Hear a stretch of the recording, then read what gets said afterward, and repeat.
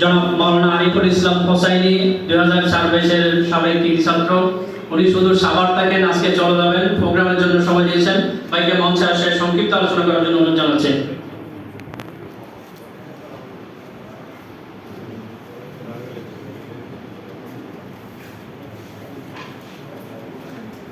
السلام عليكم ورحمة الله وبركاته. نحمده ونصلي على رسوله الكريم أما بعد. বাজারিয়া হেদায়েতুল ইসলাম ফাজিল degree মাদ্রাসার প্রাক্তন ছাত্র পরিষদ কর্তৃক আয়োজিত আজকের এই সভার সম্মানিত সভাপতি আমার শ্রদ্ধেয় বড় ভাইগণ এবং আমার 2000 সালের যে সমস্ত আমার ভাইগণ রয়েছেন এবং আমার স্নেহের ছোট ভাইগণ যারা উপস্থিত, অর্থাৎ এই মাদ্রাসার সকল ছাত্র যারা রয়েছেন, আজকে যারা এসেছি সকলে পড়ছি আলহামদুলিল্লাহ। আল্লাহ সুবহানাহু ওয়া তাআলার দরবারে বক্তব্য শুরুতেই শুকরিয়া আদায় করি, স্মরণ করছি 1995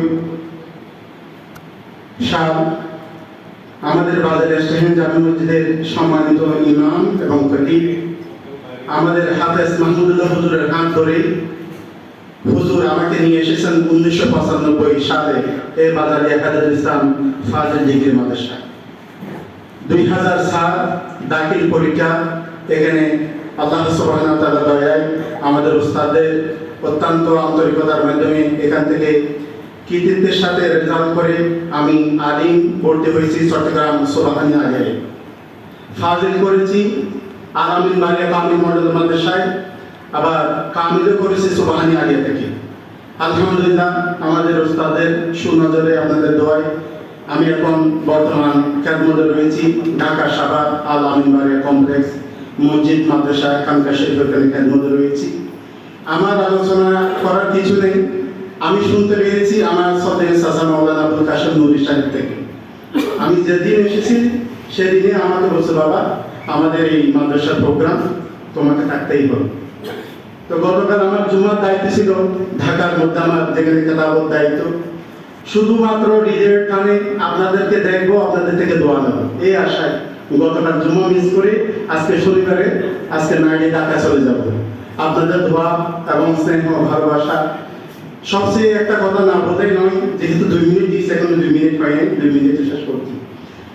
মঞ্চে যিনি আজকে মধ্যমণি আমার এই মাদ্রাসার সুযোগ্য অধ্যক্ষ, আমার উস্তাদ, আমার পিতৃ সমতুল্য।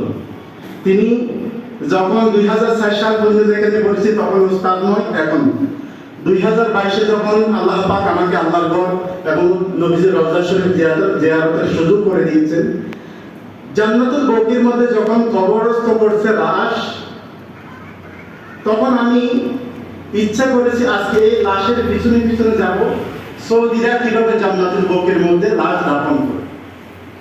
আল্লাহ সুবহানাহু ওয়া তাআলা একটা লাশ দাফনের জন্য ওইখানে যারা হাজির, ওখানে যারা স্থানীয়, তারা কি যে একটা সোয়াবের আশায় লাশের পিছনে পিছনে মিছিলের মতো দৌড়ে আমি সচক্ষে দেখেছি।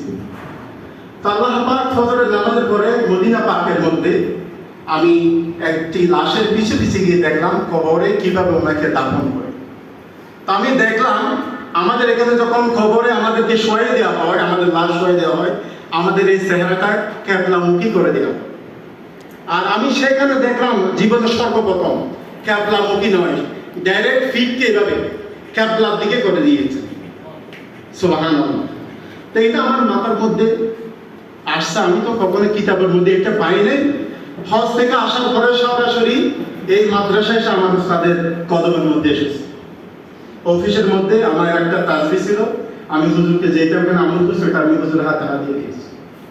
আমার উস্তাদকে আমি বললাম, হুজুর আমাদের এই বাংলাদেশে যখন কবরে যখন মুর্দাকে শোয়া দেওয়া হয় তখন তার চেহারাটা ক্যাবলার দিকে, আর জান্নাতুল বকির মধ্যে আমি দেখছি ডাইরেক্ট ফিট এভাবে আমরা ডান কাত করে দেওয়া। হুজুর বলছে, বাবা তুমি অমুক কিতাবের অমুকের মধ্যে দেখো, আমাকে হুজুরের কিতাবের নস সহ আমাকে দলিল দিয়ে দিয়েছে। সুবহানাল্লাহ। তো হুজুর 2004 সাল পর্যন্ত আমাদের উস্তাদ নয়। জীবন আমরা যখনই দেখি আমাদের উস্তাদদের থেকে আমরা শিক্ষা গ্রহণ করি। তা আমরা এখানে সমালোচনা, ভালোবাসা, আদর, স্নেহ সব থাকবে। আমাদের উস্তাদদের যে অবদান, এই অবদানের কারণে আজকে আমরা একজন প্রমোশনের মধ্যে আছে, এক একজন এক এক স্থানে একটা ফুলের মতো গোলাপের মতো আমরা শুভেচ্ছা যাচ্ছি। তো এই বাজারে মাদ্রাসায় দীর্ঘায়ু আমাদের উস্তাদ যারা ইন্তেকাল করেছে তাদেরকে আল্লাহ পাক জান্নাতবাসী করুক।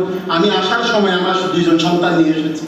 আমার উস্তাদদের স্মরণে এখানে যিনি মাদ্রাসা প্রতিষ্ঠা করেছেন আব্দুল সবুর সিদ্দিক রহমতুল্লাহ আলাই, আমাদের আব্দুল হাই সিদ্দিক রহমতুল্লাহ আলাই, আব্দুল হান্নান সিদ্দিক রহমতুল্লাহ আলাই, ওনাদের জিয়ারত করে আমি আমার এই মাদ্রাসার অনুষ্ঠানে এসেছি। আমরা সকলেই ওনাদেরকে স্মরণ করব। আজকে ইসলামের সব উপলক্ষে আমাদের উস্তাদ যারা ইন্তেকাল করছে তাদেরকে জান্নাতবাসী করুক, যারা বেঁচে আছে আল্লাহ পাক তাদেরকে সুস্থতা নিয়ে হায়াত তৈবা নসিব করুক, এবং আমাদের বাইরে যারা এসেছেন প্রাক্তন ছাত্র সকলের সুস্থতা নেক হায়াত এবং আপনাদের দোয়া কামনা করে আমি আমার সংক্ষিপ্ত আলোচনা এখানে শেষ করছি। আল্লাহ পাক আমাদেরকে আল্লাহর ইবাদত, নবীদের মুহাব্বত, উস্তাদদের খেদমত এবং মা বাবার খেদমত করার তৌফিক দান করুন। আসসালামু আলাইকুম ওয়া রাহমাতুল্লাহ। ধন্যবাদ প্রিয় আরিফ ভাইকে।